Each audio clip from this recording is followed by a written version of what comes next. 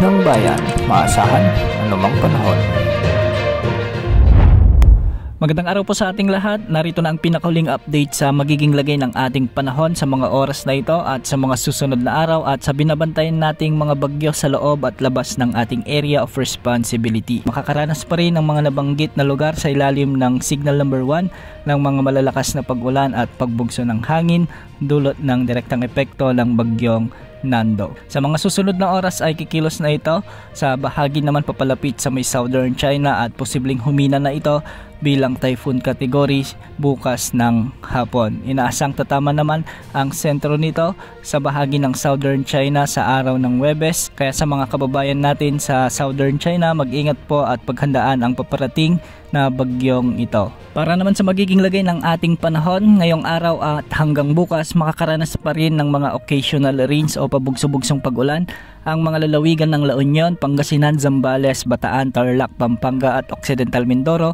Dulot naman ito ng southwest monsoon na pinalalakas pa rin ng dating bagyong Nando. Posible ang banta ng mga pagbaha at pagguho ng lupa lalo na kung may mga katamtaman at malalakas na pag-ulan. Samantala magiging maulap pa rin ang mga kalangitan na may mga kalat-kalat na pag-ulan at thunderstorms sa Metro Manila at nalalabing bahagi ng Luzon dulot din ng habagat. Sa Visayas at Zamboanga Peninsula makikita natin na may mga pag-ulan ngayon at minsan ay nagkakaroon ng mga thunderstorms dulot din ito ng habagat o southwest monsoon. Sa nalalabing bahagi ng Mindanao ay maasahan din ang bahagyang maulap hanggang sa maulap na kalangitan na may mga tsansa ng mga kalat-kalat na pag-ulan at thunderstorms dulot ng mga localized thunderstorm. Samantala nakapasok na sa ating area of responsibility ang bagyong nasa labas ng ating PAR at pinangalanan na itong bagyong Opong na wala pang namang nakataas na tropical cyclone wind signals sa mga lalawigan sa bahagi ng Eastern Visayas o Mindanao dulot ng bagyong Opong. Samantala base sa latest forecast track ng Pag-asa,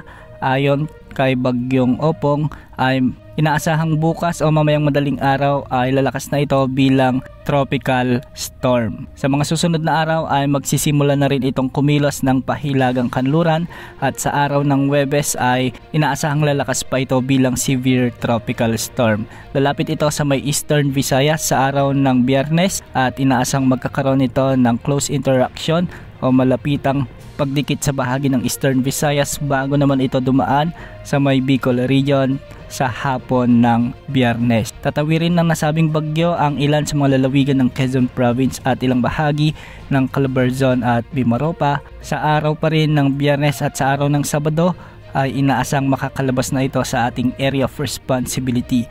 Ayon sa Pag-asa, ang pinakamataas na wind signal na posibleng itaas ay wind signal number 3 kung sakaling ang lumakas ito bilang severe tropical storm. Sa mga kababayan natin na nasa Visayas at Southern Luzon ay pagandaan ang bagyong ito. Hindi rin inaalis ang posibilidad na mahagip ang ilang bahagi ng Metro Manila at Central Luzon sa pagdaan ng bagyong ito. Posible pang magbago ang forecast track nito ayon sa iba't ibang global wind models dahil posible pang umangat ang tinatahak na track ng bagyong ito at kung sakali nga ay sa Central Luzon ito dadaan o di kaya naman ay sa southern portion ng Northern Luzon. Tabayan na ng mga susunod na updates ukol sa bagyong Opong sa mga susunod na oras. Yan ang update sa lagi ng panahon. Ito po ang weather update ng bayan, maasahan anumang panahon.